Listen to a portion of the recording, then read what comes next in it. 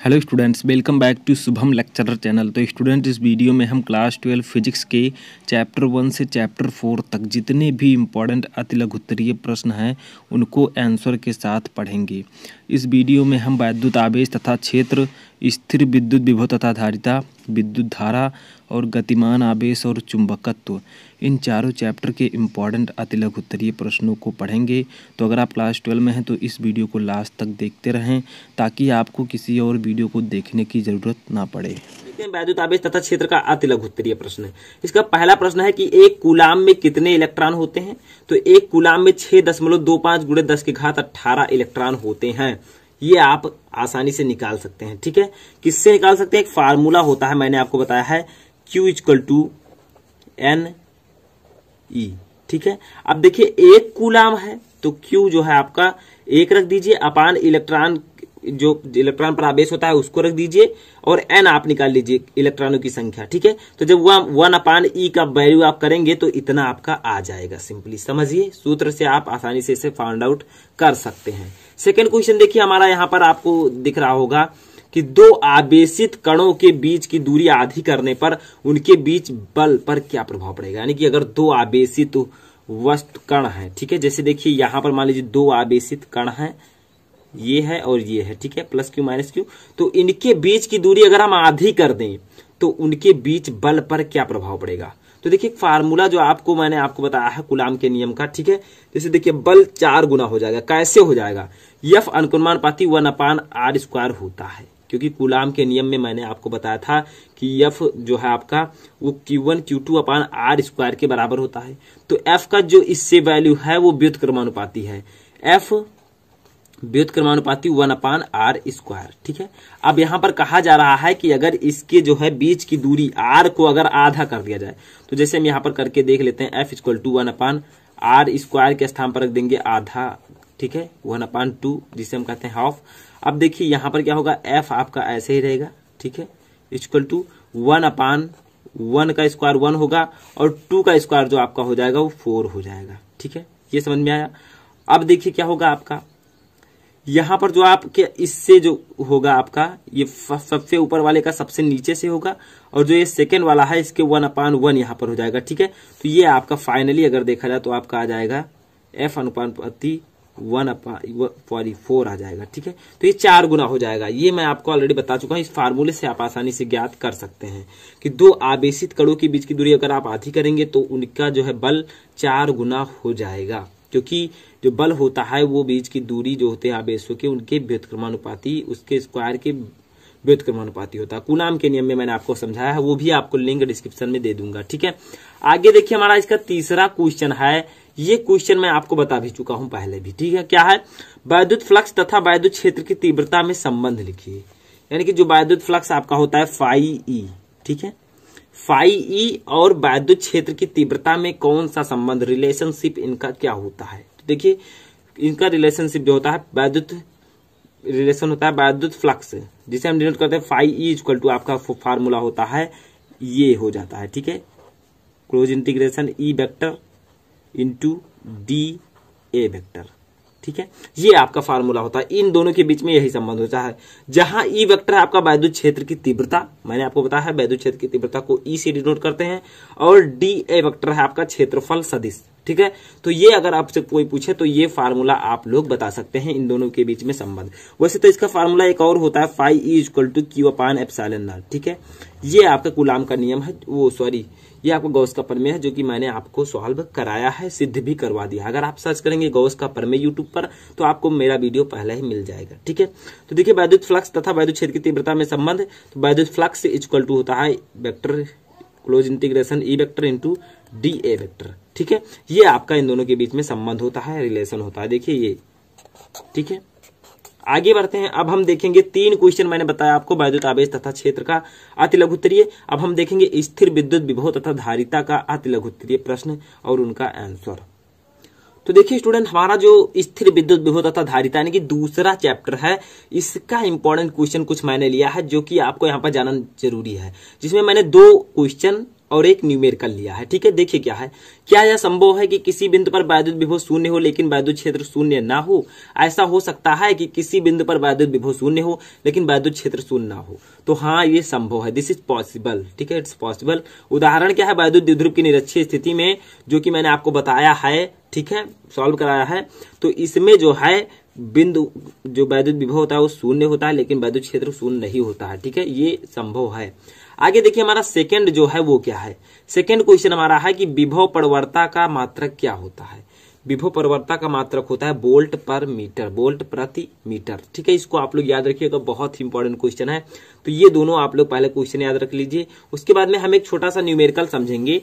ये न्यूमेरिकल इसमें मैंने लगाया, मैंने आपको बताया कि ये नोट है। ठीक है, नोट मैं आपको बता रहा हूँ, इसका पीडीएफ भी मैं दे दूंगा। पहले मैं समझा देता हूँ कुछ, ताकि आपको अच्छे से इंप्रूवमेंट में समझ में आ जाए। ठीक है, तो तीसरा देखिए, दो बिंदुओं के बीच विभवांतर 50 वोल्ट है। एक बिंदु से दूसरे बिंदु तक 2 × 10⁻⁻5 कूलाम आवेश को ले जाने पर कितना कार्य करना पड़ेगा। ये आपका फार्मूला यहाँ पर लगाना पड़ेगा, जो मैंने आपको बताया था कि V = W/Q, विभव का फार्मूला। ठीक है, तो देखिए V = आपका दिया गया 50 वोल्ट, Q दिया गया है 2 × 10⁻⁻5 कूलाम, W दिया गया है कुछ नहीं। ठीक है, इसको हमें फाइंड आउट करना है। तो एक फार्मूला होता है V = W/Q, ये आपका वैद्युत विभव का फार्मूला होता है, मैंने आपको ऑलरेडी बता दिया है। ठीक है, अब इसी फार्मूले पर ये न्यूमेरिकल लगेगा। फार्मूला पहले याद कीजिए, V = W/Q, जहां B है विभव और W है आपका वर्क कार्य, Q है आवेश। ठीक है, अब देखिए यहाँ पर क्या गया है, यहाँ पर W को पहले लिख दिया गया है, W निकालना है, और Q × V का हमने मल्टीप्लाई कर दिया है, आवेश गुणे विभवांतर। ठीक है, अब देखिए आवेश आपका दिया गया है 2 × 10⁻5, विभवांतर दिया गया है 50 विभव। ठीक है, तो इनको हम सॉल्व कर देते हैं, आपका W निकल आएगा। देखिए 50 का 2 में गुणा 100 × 10⁻⁵। ठीक है, अब फाइनली जो हमारा आंसर है वो W = 10⁻³ जूल यहाँ पर आंसर आ चुका है। ठीक है, क्योंकि यहाँ पर 2 जीरो है, ये 10⁻2 लिख सकते हैं। 2 में से जब 5 जाएगा तो 2 में से जब 5 जाएगा तो -3 में आंसर आएगा, तो 10⁻³ जूल। क्या है, फर्स्ट विशिष्ट प्रतिरोध का मात्रक एवं बीमा लिखिए। ये जो है आपका टॉपिक, ये मैं आपको ऑलरेडी पढ़ा चुका हूं कि विशिष्ट प्रतिरोध क्या होता है। ठीक है, तो देखिए इसका मात्रक और बीमा लिखने से पहले मैं इसका छोटा सा सूत्र बता देता हूं, जिसकी सहायता से आप आसानी से लिख लेंगे। तो देखिए इसका सूत्र होता है रो = इसे हम रो कहते हैं। ठीक है, R × A/L। ठीक है, अब बात किया जाए इसके मात्रक की, तो क्या होगा मात्रक, सूत्र से कुछ आप निकाल सकते हैं, और बीमा क्या होगी। तो देखिए सूत्र से अगर हम देखें तो मात्रक क्या होगा, R का मात्रक ओम, A का मात्रक होगा मीटर स्क्वायर, और L का मात्रक होगा मीटर। तो मीटर स्क्वायर है, नीचे मीटर है, तो 1 मीटर इससे कैंसिल हो जाएगा। ठीक है, तो ओम और 1 मीटर यहाँ कर ओम मीटर। समझ में आया, बहुत ही सिंपल है, कोई भी दिक्कत नहीं होनी चाहिए। ओम मीटर समझ सकते हैं आप, इसका मात्रक ओम, इसका मात्रक मीटर स्क्वायर, इसका मात्रक मीटर। तो ऊपर मीटर स्क्वायर है, नीचे मीटर है, तो 1 मीटर जो है इस मीटर स्क्वायर में से 1 को कट कर देगा, तो ओम मीटर आपका बचेगा। तो इसे आप लिख सकते हैं ओम सेंटीमीटर भी लिख सकते हैं। ठीक है, छोटा मात्रक हो जाएगा ओम सेंटीमीटर। अब देखिए ये पहला क्वेश्चन का जो मात्रक है हमने यहाँ पर लिखा। अब देखिए दोस्तों इसका बीमा क्या होगा। ठीक है, तो इसका जो आपका बीमा होगा वो सिंपली होगा mL3। ठीक है, T-3 A⁻²। ठीक है, तो इसे मैंने आपको ऑलरेडी निकलवा चुका हूं, मैं आपको सॉल्व करा चुका हूं, जिसमें मैंने आपको बताया था विशिष्ट प्रतिरोध की परिभाषा, मात्रक, बीमा, सब कुछ मैंने आपको एक वीडियो में डिस्कस किया है। तो लिंक मैं डिस्क्रिप्शन में डाल दूंगा, या फिर आप सर्च कर सकते हैं विशिष्ट प्रतिरोध बाय शुभम लेक्चरर, तो आपको ये वीडियो मिल जाएगा। ठीक है, तो इसकी बीमा भी मैंने वहाँ पर निकालने को बताया है। तो देखिए ये होता है इसकी बीमा mL3 T-3 A-2। ठीक है, समझ में आया, बहुत ही इंपॉर्टेंट ये टॉपिक है आपका, तो इसे आप लोग जाकर वहां पर मैंने आपको परिभाषा भी बताया, तो जाकर आप समझ सकते हैं। दूसरा जो आपका ये क्वेश्चन आता है, ये आपकी एनसीईआरटी बुक से है, और बहुत ही इंपॉर्टेंट है, बहुत ही छोटा क्वेश्चन है। ठीक है, क्योंकि हम अति लघु उत्तरीय की बात कर रहे हैं। तो देखिए ऐसे 2 पदार्थों के नाम लिखिए, यहाँ पर लिखिए रहना चाहिए। ठीक है, जिनकी प्रतिरोधकता ताप बढ़ाने पर घटती है, यानी कि ऐसे 2 पदार्थों के नाम लिखिए जिनकी प्रतिरोधकता का मतलब विशिष्ट प्रतिरोध ताप बढ़ाने पर घटती है। ठीक है, विशिष्ट प्रतिरोध को ही हम प्रतिरोधकता कहते हैं। तो देखिए क्या होगा, 2 ऐसे पदार्थ जो हैं वो हैं आपके अर्धचालक। ठीक है, अर्धचालक का मतलब सेमी कंडक्टर, अर्धचालक। और उन अर्धचालक का नाम क्या है दोनों पदार्थों का, तो एक का नाम है जर्मेनियम जर्मेनियम और दूसरे का नाम है आपका सिलिकॉन। तो फर्स्ट का नाम है जर्मेनियम और सेकेंड वाले का आपका नाम है सिलिकॉन। तो ऐसे तो पदार्थों के नाम जिनकी प्रतिरोधकता ताप बढ़ाने पर घटती है, विशिष्ट प्रतिरोध जो है ताप बढ़ाने पर घटता है, तो वो दो अर्धचालक है जर्मेनियम तथा सिलिकॉन। ठीक है, आगे बढ़ते हैं अपने तीसरे इंपॉर्टेंट न्यूमेरिकल की ओर। ये तो क्वेश्चन था, अब हम लगाएंगे एक छोटा सा न्यूमेरिकल जो आपको भी लगाना आवश्यक है। तो देखिए क्या है, 100 वाट 250 वोल्ट के हीटर के तार का प्रतिरोध ज्ञात कीजिए। यानी कि 100 वाट का एक हीटर है और 250 वोल्ट प्रतिरोध है। ठीक है, तो इसका 250 वोल्ट आपका विभवांतर है, तो इस हीटर के तार का प्रतिरोध आपको ज्ञात करना है। तो देखिए स्टूडेंट, इसका सिंपली आप इसको कैसे सॉल्व कर सकते हैं। जो 1000 वाट आपका दिया गया है, ये आपकी दी गई है पी मतलब होता है आपकी पावर या शक्ति। ठीक है, तो ये आपका दिया गया है 1000 वाट, इसको हम वाट कहते हैं। ठीक है, हिंदी में भी आप लिख सकते हैं वाट। दूसरा आपका दिया गया है 250 वोल्ट, तो जो ये आपका दिया गया है विभवांतर, जिसे हम लिख सकते हैं 250 वोल्ट। तो ये छोटे से न्यूमेरिकल हैं, बड़े न्यूमेरिकल जो है मैं ऑलरेडी आपको सॉल्व करा चुका हूँ, उसका प्लेलिस्ट आप जाकर देख सकते हैं मेरे चैनल पर, लिंक मैं डालने की कोशिश करूँगा, आपको मिल सकता है। ठीक है, डिस्क्रिप्शन में। तो पी एंड वी दिया गया है, निकालना आपको क्या है, आर निकालना है। क्या आर है प्रतिरोध। ओम के नियम में भी मैंने बताया है, ओम का नियम अगर आप नहीं पढ़ा तो उसका भी लिंक मैं डिस्क्रिप्शन में दे दूंगा। ठीक है, तो पी दिया गया है पावर 1000 वाट, वोल्ट दिया गया है वोल्टेज 250 वोल्ट, और प्रतिरोध आपको निकालना है। तो एक फार्मूला होता है इस पर, R equal to V square upon P, या फिर इसे आप लिख सकते हैं P equal to B square upon R. ठीक है, तो देखिए अब इसी पर हम इस जो है वैल्यू को रख देंगे। तो देखिए वी स्क्वायर है, तो वी कितना आपका मान है 250, तो 250 का होल स्क्वायर। ठीक है, अपान पी कितना है देखिए 1000 वाट, 1000। ठीक है, तो सिंपली अब इसे कैसे सॉल्व करेंगे, 250 इंटू 250 हम लिख देंगे, 250 इंटू 250 अपान 1000। देखिए अब हम इस जीरो को इस जीरो से कट, इस जीरो से इस जीरो से कट। ठीक है, अब हम लिखेंगे 25 का 25 में गुणा करेंगे तो 625 आ जाएगा, अपान 10 आ जाएगा। ठीक है, इतना आया। अब आपका ये न्यूमेरिकल लगभग लग चुका है। देखिए आर यहाँ पर लिख देते हैं, आर हम निकाल रहे हैं, तो आर यहाँ पर जब आप निकालेंगे तो जब आप 625 अपान 10 इसको भाग देंगे तो आपका आ जाएगा 62.5। ये देखिए यहाँ पर 10 जो है, एक यहाँ पर पॉइंट लग जाएगा एक अंक के बाद, तो ये आपका इतना आ जाएगा 62.5 ओम। ठीक है, तो ये आपका आ चुका है आंसर। तो यही होगा आपका आंसर कि जब 1000 वाट या 250 वोल्ट के हीटर के तार का प्रतिरोध ज्ञात करना हो तो आप इसी फार्मूले को लगाकर इसे आसानी से सॉल्व कर सकते हैं। या पी निकालना हो, आर दिया हो तो भी आप लगा सकते हैं। ठीक है, या बी निकालना हो, आर और पी दिया हो तब भी आप ये इस सूत्र से आपके 2-3 न्यूमेरिकल आसानी से लग सकते हैं। तो चलिए अपने चौथे इंपॉर्टेंट क्वेश्चन की ओर चलते हैं। तो देखिए स्टूडेंट, हमारा चौथा जो न्यूमेरिकल है ये काफ़ी इंपॉर्टेंट है, काफ़ी न्यूमेरिकल बड़ा है, और ये भी आपकी एनसीईआरटी बुक का है, तो इसे मिस मत कीजिएगा, बहुत ही इंपॉर्टेंट है। ठीक है, तो एनसीईआरटी का आप जाकर देख सकते हैं। देखिए क्या दिया हुआ है आपके इसमें वैल्यूज़, कि किसी कार की संचायक बैटरी का विद्युत वाहक बल 12 वोल्ट है। ठीक है, 12 वोल्ट। यदि बैटरी का आंतरिक प्रतिरोध 0.4 ओम हो तो बैटरी से ली जाने वाली अधिकतम धारा का मान क्या होगा। ठीक है, तो ई जो है आपका वैद्युत वाहक बल, बैटरी से ली जाने वाली धारा। तो आपका वैद्युत वाहक बल कितना दिया गया है, इसको पहले हम यहाँ पर नोट कर लेते हैं। ठीक है, तो वैद्युत वाहक बल को हम डिनोट करते हैं कैपिटल ई से। तो कैपिटल ई जो आपका दिया गया है वो दिया गया है 12 वोल्ट। ठीक है, तो सॉरी यहाँ पर देखिए, तो देखिए ई आपका कितना है 12 वोल्ट। ठीक है, यहाँ पर कुछ चीज़ें जो दी गई है उसको लिख लेते हैं। आंतरिक प्रतिरोध आपका, जो आंतरिक प्रतिरोध को हम डिनोट करते हैं स्मॉल आर से, तो स्मॉल आर आपका है 0.4 ओम। ठीक है, इतना दिया गया है। अब देखिए आपको क्या ज्ञात करना है कि अधिकतम धारा का मान ज्ञात करना है, तो हमें ज्ञात करना है आई। तो आई इक्वल टू आपको निकालना है यहाँ पर। तो देखिए इसको कैसे निकालेंगे, तो एक फार्मूला आपका होता है कि स्मॉल आई। ठीक है, विद्युत वाहक बल ई से ली जाने वाली अधिकतम धारा का जो फार्मूला होता है वो होता है स्टूडेंट आपका small I equal to E upon capital R plus small R. ठीक है, कैपिटल आर क्या है आपका प्रतिरोध है, और यहाँ पर एक बात आपको और ध्यान देना है, जो आर है वो वाह्य प्रतिरोध है। ठीक है, वाह्य प्रतिरोध है। कैपिटल आर क्या है, वाह्य प्रतिरोध है, और वाह्य प्रतिरोध जो होता है तथा आर जो है स्मॉल आर आंतरिक प्रतिरोध है। तो यहाँ पर क्या किया गया है कि अधिकतम धारा का मान आपको ज्ञात करना है। तो अधिकतम धारा के मान के लिए जो आर कैपिटल आर की जो वैल्यू होती है वो आपकी मानी जाती है 0, ठीक है। अधिकतम धारा के लिए वाह्य प्रतिरोध जो कैपिटल आर की वैल्यू है वो 0 मानी जाती है, इसको आपको याद रखना है। तो देखिए अब आपको क्या करना है, यहाँ पर वैल्यू रख देना है। तो I इक्वल टू ई की वैल्यू कितनी है 12, कैपिटल आर की वैल्यू कितनी है 0 प्लस स्मॉल आर की वैल्यू कितनी है 0.4, ठीक है। अब देखिए यहाँ पर क्या करना है आपको, I इक्वल टू 12 आपको ऐसे ही रहने देना है, 0.4 आपको यहाँ पर लिख देना है, ठीक है।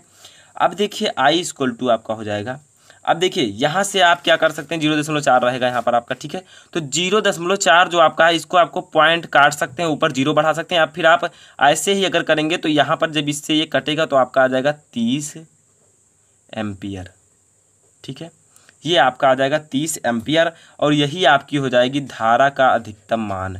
यानी कि किसी कार की संचायक बैटरी का विद्युत वाहक बल जो है 12 वोल्ट अगर हो और आंतरिक प्रतिरोध 0.4 ओम हो तो बैटरी द्वारा ली जाने वाली कुल अधिकतम धारा का मान होगा 30 एम्पियर।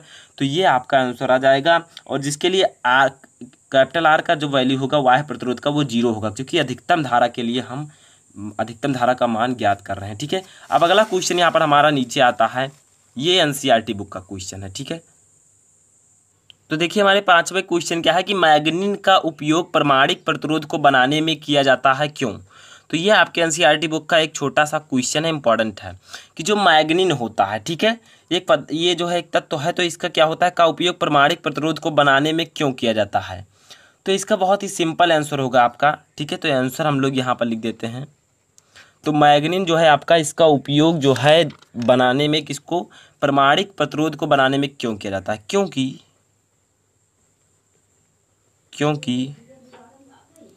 तापमान में परिवर्तन, ठीक है। तापमान मतलब टेम्परेचर में, ठीक है, में परिवर्तन, तापमान में परिवर्तन इसे प्रभावित नहीं करता,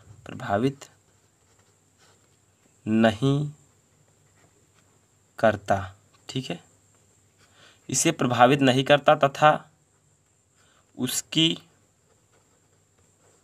प्रतिरोधकता का मतलब विशिष्ट प्रतिरोध का मतलब रो, ठीक है, रो इक्वल टू RA/L, ठीक है। तो प्रतिरोधक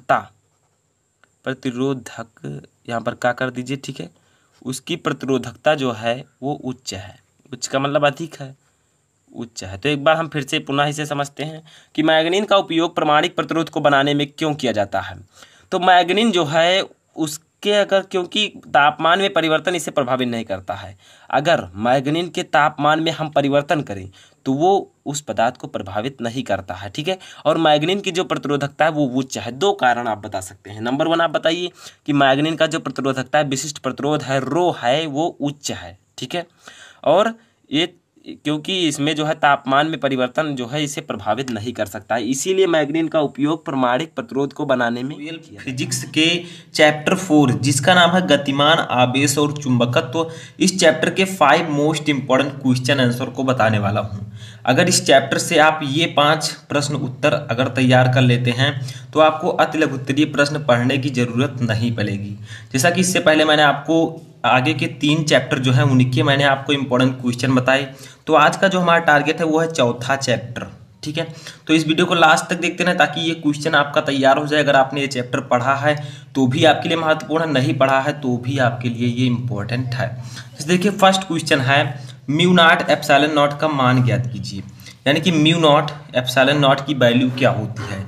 तो जैसा कि मैंने आपको जब ये चैप्टर मैंने पढ़ाया था तो बताया था कि mu naught epsilon naught equal to होता है आपका फार्मूला, ठीक है, 1/c², ठीक है। Mu naught epsilon naught equal to होता है 1/c², जहां c क्या है क्या आप लोगों को पता है। तो c है आपका प्रकाश की चाल जिसकी वैल्यू शायद आपको पता हो कि 3 × 10⁸ मीटर प्रति सेकंड होती है, ठीक है। अब देखिए हमें म्यू नॉट एप्सिलॉन नॉट की वैल्यू अगर ज्ञात करने तो सिंपली अब हम यहाँ से ज्ञात कर सकते हैं। कैसे, 1/c की वैल्यू क्या होती है मैंने आपको बताया 3 × 10⁸ का होल स्क्वायर, ठीक है। अब अगर बात किया जाए, इधर मैं लिख देता हूँ बराबर mu naught epsilon naught equal to 1/3 का स्क्वायर करेंगे तो 9 गुणे 10 के पावर 8 का स्क्वायर करेंगे 10 के पावर 16, तो 9 गुणे 10 के पावर 16 सेंटीसेकंड स्क्वायर प्रति मीटर स्क्वायर। ठीक है, ये इसकी वैल्यू आपकी आ जाएगी। फाइनली हम लोग देखें अगर म्यू नॉट एप्सिलॉन नॉट की वैल्यू, तो आपका ये वैल्यू आ जाएगा। ठीक है, mu naught epsilon naught equal to 1/9 into 10 के पावर 16 सेंटीसेकंड स्क्वायर और मीटर स्क्वायर प्रति मीटर स्क्वायर। ठीक है, second square upon metre square, वही सेकंड स्क्वायर प्रति मीटर स्क्वायर। ठीक है, तो ये आपका वैल्यू आ जाएगा। समझ में आया? कुछ भी नहीं करना है, ये फार्मूला याद रखना है कि mu naught epsilon naught equal to 1/c square होता है। सी की वैल्यू रख देनी है, उसका स्क्वायर कर देना है, बस वही वैल्यू हो जाएगी। ठीक है, सेकंड क्वेश्चन देखिए, एक फार्मूला है जो कि आप लोगों को जानना बेहद ही जरूरी है। क्या है? परमाणु में परिक्रमण करने वाले इलेक्ट्रॉनों के लिए चुंबकीय द्विध्रुव आघूर्ण का सूत्र लिखिए और जो उसमें संकेत है उसका अर्थ बताइए कि ये क्या क्या है। तो देखिए, परमाणु में परिक्रमण करने वाले इलेक्ट्रॉनों के लिए चुंबकीय द्विध्रुव आघूर्ण को हम डिनोट करते हैं कैपिटल एम से। ठीक है, तो हम लोग यहाँ पर लिख देंगे कैपिटल एम। कैपिटल एम क्या है बताइए? चुंबकीय द्विध्रुव आघूर्ण। ठीक है, और कैपिटल एम इक्वल टू एक फार्मूला होता है, वो होता है capital N small I into capital A, यानी कि NiA। ठीक है, अब यहाँ पर आप लोगों को समझना है कि n क्या है, I क्या है, ये क्या है। ठीक है, तो ये आपका फार्मूला होता है, पहले तो इसे याद कर लीजिए। M चुंबकीय द्विध्रुव आघूर्ण बराबर NiA। यहाँ पर आपका n क्या है, I क्या है और A क्या है। ठीक है, तीनों को समझिए। तो n जो है आपका, तो n तो फेरों की संख्या है, फेरों की संख्या। ठीक है, तो n आपका है फेरों की संख्या। I, अगर I की बात की जाए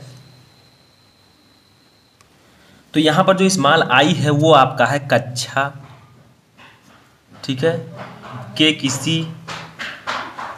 किसी बिंदु से 1 सेकंड, ठीक है, 1 सेकंड में गुजरने वाला आवेश। ठीक है, सिंपली कोई भी दिक्कत इसमें नहीं होनी चाहिए।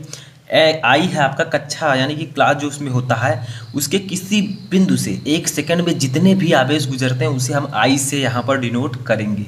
ठीक है, समझ में आया? तो आई आपका यही है। और उसके बाद में एक और बचता है ए है आपका लूप के परिच्छेद का क्षेत्रफल, लूप के परिच्छेद का क्षेत्रफल।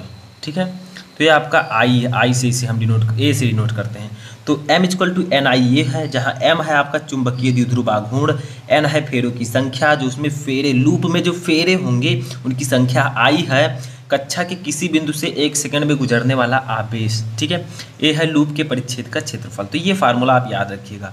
तीसरा क्वेश्चन हमारा था, 2 समांतर धारावाही रेखीय तारों के बीच लगने वाले बल का सूत्र लिखिए। तो ये एक आपका डेरिवेशन है जिसको आपको करना होता है, प्रूफ करना होता है। जो सूत्र मैं अभी बताने वाला हूँ उसको प्रूफ करने के लिए आता है, बट ये आपसे जो है ऐसे पूछ लेता है कि 2 समांतर धारावाही रेखीय तारों के बीच लगने वाले बल का सूत्र लिखिए।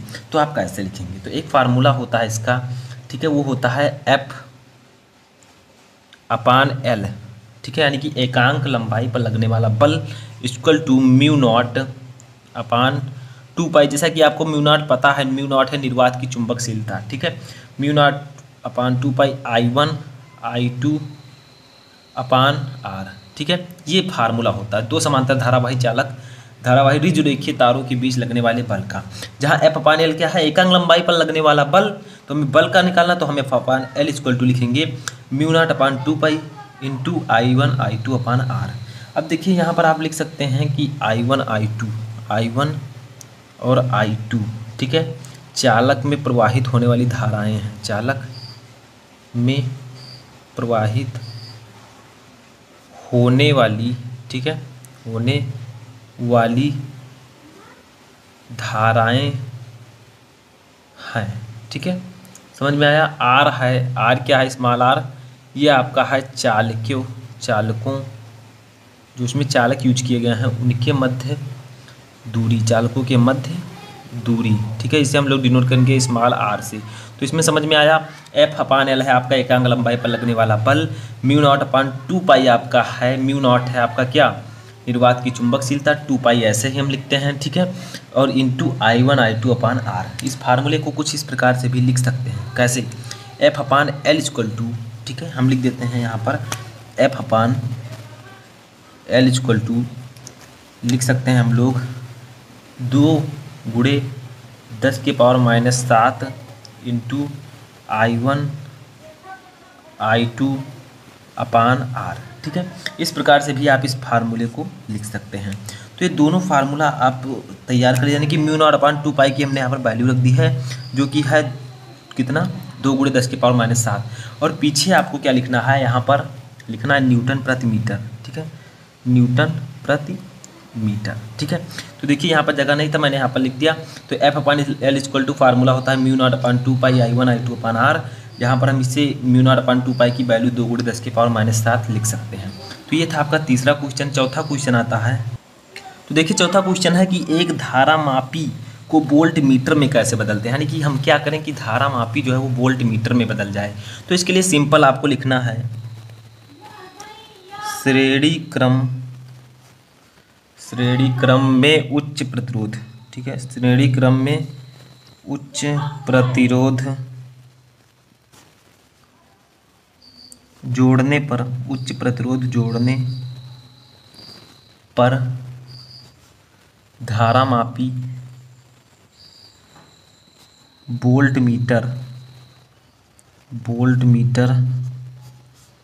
में परिवर्तित हो जाता है, यानी कि बहुत ही सिंपल सा कारण है कि श्रेणी क्रम में उच्च प्रतिरोध अगर आप जोड़ेंगे तो धारा मापी वोल्ट मीटर में परिवर्तित हो जाएगा। क्वेश्चन था कि एक धारा मापी को वोल्ट मीटर में कैसे बदलते हैं। तो अगर आप श्रेणी क्रम में उच्च प्रतिरोध जोड़ दें तो धारा मापी आपका वोल्ट मीटर में परिवर्तित हो जाएगा, ठीक है। लास्ट और पांचवा क्वेश्चन हमारा आता है, ये भी एक फार्मूला है। लंबी धारावाही प्रणालिका के भीतर अक्ष पर स्थित बिंदु पर चुंबकीय बल क्षेत्र का सूत्र लिखिए, यानी कि लंबी धारावाही प्रणालिका के भीतरी अक्ष पर स्थित चुंबकीय बल क्षेत्र का आपको सूत्र लिखना है। तो इसका सूत्र क्या होता है, तो इसको समझिए, ठीक है। तो इसको हम लोग डिनोट करते हैं B से, यानी कि चुंबकीय क्षेत्र या चुंबकीय बल क्षेत्र, ठीक है।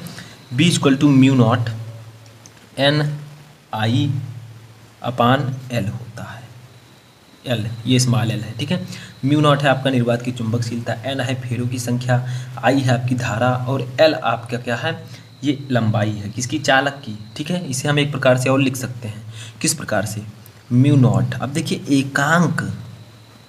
एकांक लंबाई में फेरों की संख्या, यानी कि एकांक लंबाई L है लंबाई और N है फेरों की संख्या, तो एकांक लंबाई में फेरों की संख्या को हम लोग डिनोट कर सकते हैं स्मॉल n से, ठीक है।